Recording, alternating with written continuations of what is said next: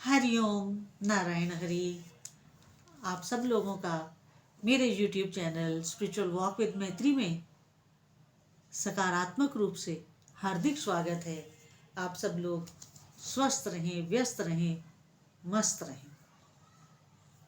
इसी मंत्र के साथ, इसी कामना के साथ, इसी इच्छा के साथ रोज मैं अपना वीडियो शुरू करती हूँ और रोज कहती हूँ कि जो हम देंगे सो हम पाएंगे।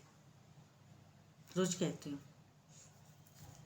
ये मेरी टैग लाइन है। लेकिन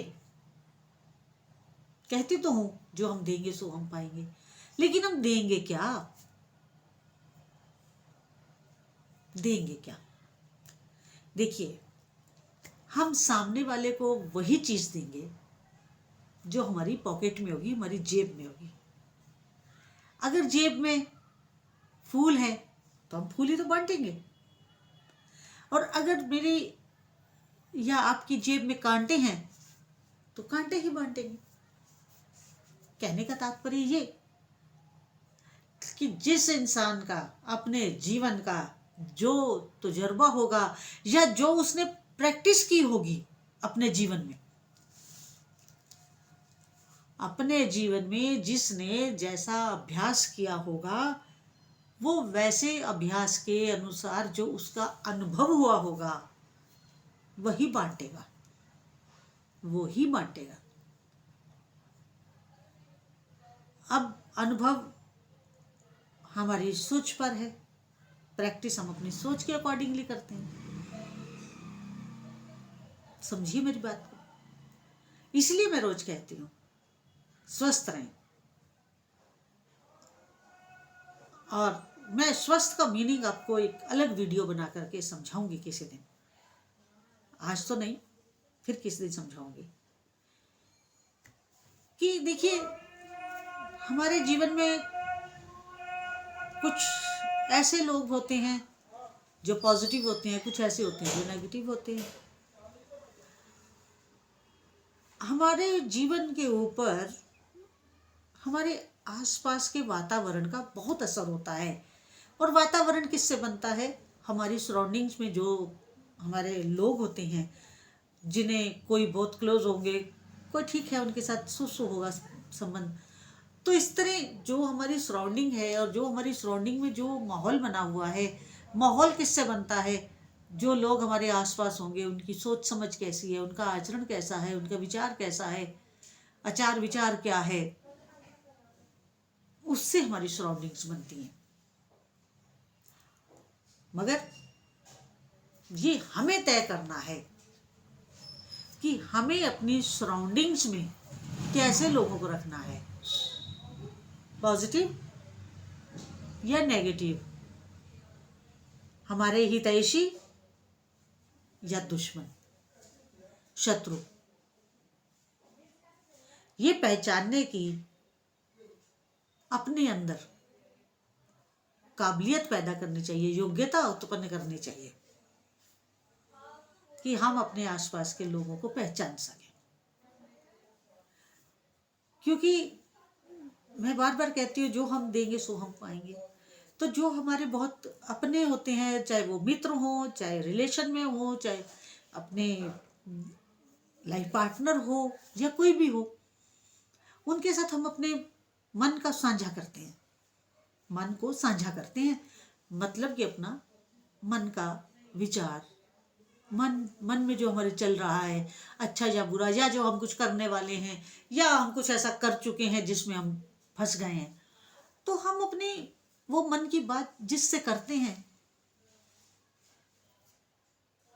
उनसे जो विचार विमर्श होता है, एक विचारों का आदान प्रदान होता है।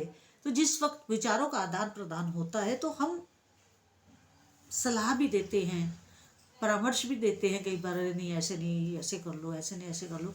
अभी मेरी अपनी फ्रेंड से भी बात हो रही थी, एक फ्रेंड से के साथ भी तो इसी तरह की बात हो रही थी।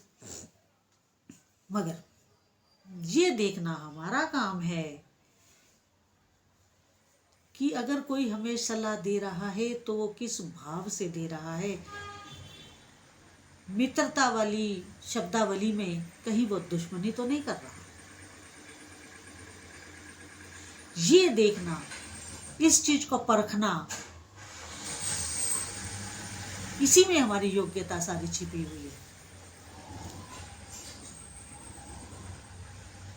जो हमारा सहृदय होगा, जो हमारा दिल से भला चाह रहा होगा, उसके गले की आवाज कुछ और होगी, और जो हमारा अंदर से भला नहीं चाह रहा होगा, उसका बोलने का टोन, उसके गले की आवाज, उसका बोलने का एक जो लहजा है, वो कुछ और होगा, जिसे अगर आपकी अंतरात्मा गवाही दे जाए तो समझ जाइएगा कि क्या है। मेरा कहने का तात्पर्य ये है, अभी भी मैंने कहा फूल होंगे तो हम फूल देंगे, कांटे होंगे तो कांटे देंगे। मैं आपको एक बात बताती हूँ। मेरी जो गुरु माँ थी, ये बात मैंने उनसे सुनी। मेरी गुरु माँ कहा करती थी कि उनके एक परिचित थे, मेरी गुरु माँ के, लखनऊ में उनके एक परिचित थे। वो जो उनके परिचित थे, वो क्या करते थे, जो भी उन्हें मिलता था, अनजान व्यक्ति भी मिले, जानकार भी मिले, या अनजाना व्यक्ति भी कोई मिले सड़क पे चलते हुए भी, वो क्या करते थे, वो सबको तुलसी का पौधा देते थे। खूब सारे पौधे अपने पास रखते थे तुलसी जी के, अपने झोले में से निकाल करके तुलसी का पौधा सबको बांटते थे, सबको, जितने लोग रोज उनको मिलते थे। तो उनके ऊपर तुलसी मैया की बड़ी कृपा थी, बड़ी कृपा थी। तो वही बात मैं कह रही हूँ कि जो हम बांटेंगे वही कृपा भी पाएंगे। इसलिए अपने किसी भी सलाहकार को, जिसे आप अपना सलाहकार मानते हैं, उस सलाहकार को पहचानिए। देखिए, मैं महाभारत का आपको किस्सा सुनाती हूँ। अर्जुन के सलाहकार कौन थे? भगवान कृष्ण। मुसीबत तो बहुत आई। जिसका सलाहकार अच्छा होगा उसको मुसीबत तो आएगी, लेकिन अंततगत्वा वो विजयी होगा। अंततगत्वा विजयी होगा, पक्की बात। अर्जुन के सलाहकार भगवान कृष्ण थे। अर्जुन हमेशा जब भी किसी उसमें आते थे तो भगवान के पास जाते थे। अब दूसरी तरफ देखिए, दूसरी तरफ दुर्योधन। दुर्योधन के सलाहकार कौन? दुर्योधन के सलाहकार शकुनी मामा। अर्जुन के सलाहकार शकुनी। जिंदगी भर राजमहल में रहे, षड्यंत्र करे, पांडवों को वनवास दिया, दर दर भटकने के लिए मजबूर किया।